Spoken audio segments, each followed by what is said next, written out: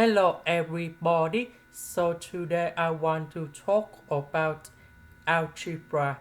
The topic that is about simplify this one. So now I want to show you how to answer. The first thing we need to put capital 8 equals to this one. And we know that when we check about this series in here, this is similar for this one.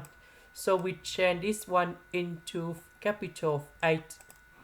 And now we need to find the value of capital 8.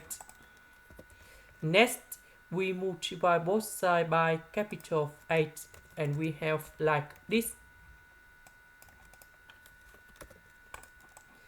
Next, I will put this one go to the left.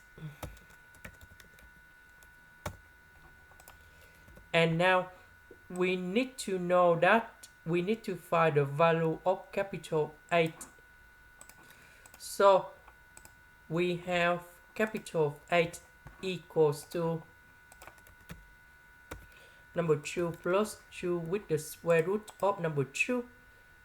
And the second one, that is about capital 8 equals to number 2 minus number 2 with the square root of number 2. Now, if we go back in here, we can see that all the value in here that is about positive number 4. That means the value should be about positive number. So we need to select about this one. And we need to reject about this one. This is the end. Thank you for watching.